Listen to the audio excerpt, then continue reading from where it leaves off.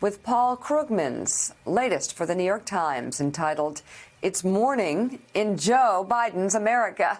Krugman writes in part this: "At this point, we have enough data in hand to declare that the economy is booming. In fact, it's booming so strongly that Republicans have pivoted from claiming falsely that we're experiencing the worst job performance in decades to lauding the employment numbers and giving credit to Trump's 2017 tax cut.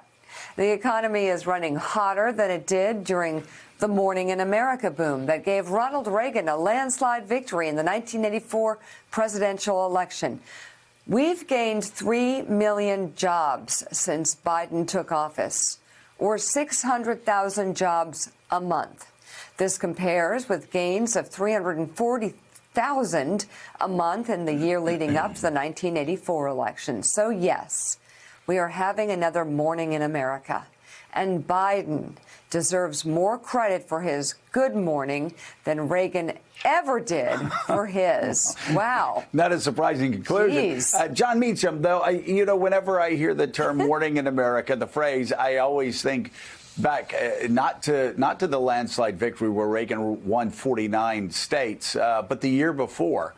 When Ronald Reagan's popularity was upside down, when he gave a State of the Union, he had a 42% approval rating and a 57% disapproval rating. Even going into the fall, John Glenn was ahead of him by 10 points. Mondale was ahead of him in matchups for the coming year, right as the primary season was starting to heat up.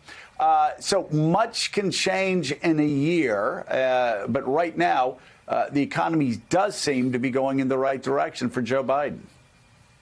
It is. One great question about this example that Krugman writes about is Reagan could build to a victory of 49 states. To talk about a 49-state presidential victory now, it's as if we're talking about Thermopylae, right? I mean, it's so remote.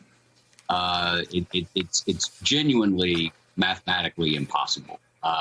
Maybe not mathematically, but it's culturally impossible. And I think one of the things it throws us back to is this question about the structural partisanship of the era. How many people, and our politics is going to turn on this question over the next 5 to 10 years, how many people are actually movable by the kind of data, the kind of facts that Krugman writes about? You know, whether you voted for him or against him last time, are you as a vote, as a participant in the American process, are you willing to actually change your mind based on changing circumstance? Which, by the way, is what we were supposed to do.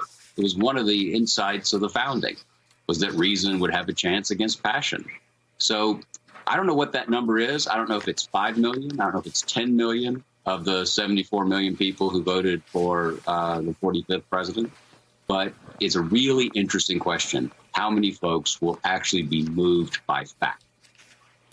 Yeah, it really is. It's still surprising to me. 75 million Americans voted for a guy who was calling for the arrest of his opponent 2 weeks before.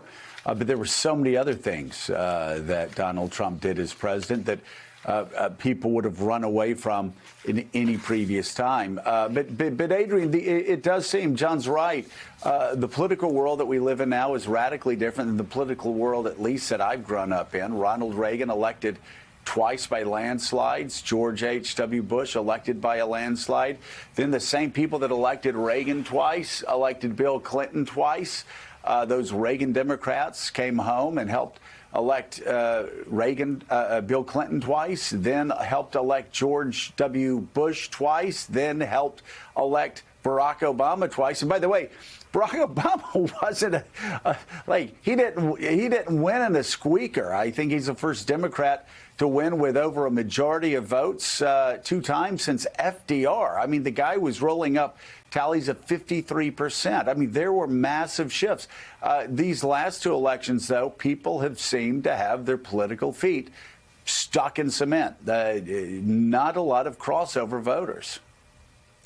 Yeah, I mean, I think Joe Meacham brings up a really smart point, which is this actually going to be what makes some, Republicans who have been, maybe some who actually supported the insurrection, or some who, have been with Trump twice, voted with him twice. Is this going to actually swing them back our direction? Because not only is the economy good, Joe, as you know, but Joe Biden has created more jobs in the first 5 months under his administration in the history of job creation in America.